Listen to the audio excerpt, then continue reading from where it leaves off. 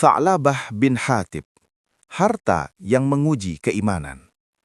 Tha'labah bin Hatib adalah seorang Ansor di Madinah. Ia bukan munafik, bukan pula pembenci Islam. Ia sholat bersama Rasulullah, duduk di majelis Nabi, dan menyebut nama Allah seperti kaum muslimin lainnya. Namun hidupnya sederhana, bahkan sempit. Ia merasa tertinggal, merasa kecil di tengah sahabat-sahabat yang mulai mapan. Dari situlah ujian itu bermula, rasa kurang yang tak pernah selesai. Suatu hari, Tha'labah datang kepada Rasulullah SAW dan berkata, "Wahai Rasulullah, doakanlah aku agar Allah memberiku harta."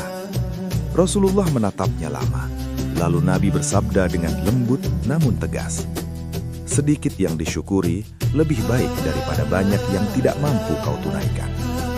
Namun Tha'labah mengulang permintaannya. Ia bersumpah, "Demi Zat yang mengutusmu dengan kebenaran, jika Allah memberiku harta, aku akan menunaikan hak Allah di dalamnya." Akhirnya Rasulullah berdoa.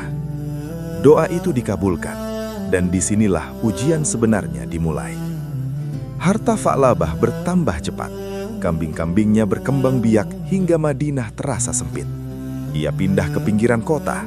Awalnya masih datang sholat berjamaah, lalu mulai jarang, lalu hanya Jumat, lalu tak lagi terlihat. Bukan karena benci, tapi karena sibuk.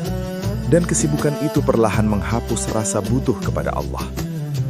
Ketika ayat zakat turun, dan Rasulullah mengutus petugas untuk mengambil zakat dari kaum muslimin, utusan itu mendatangi Tha'labah. Mereka menjelaskan dengan lembut, ini bukan pajak, ini hak Allah, pembersih harta. Tha'labah terdiam, lalu berkata, "Ini seperti jizyah, ini terlalu berat."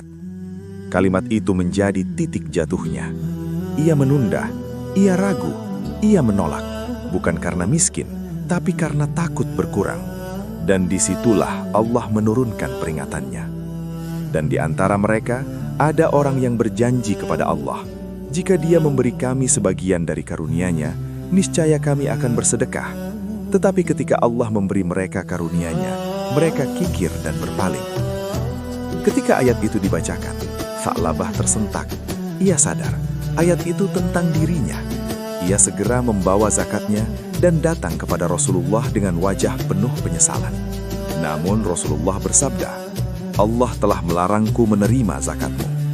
Bukan karena Allah tidak maha pengampun, tetapi karena pengkhianatan janji yang disengaja setelah kebenaran datang dengan jelas." Tha'labah menangis. Ia membawa zakat itu kepada Abu Bakar setelah Rasulullah wafat, ditolak.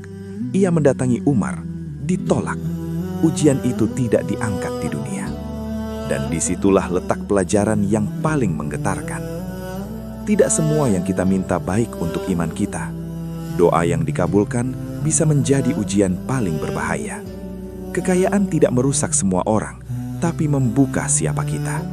Dan yang paling sunyi, Allah kadang menghukum bukan dengan mengambil harta, tapi dengan membiarkan kita memilikinya.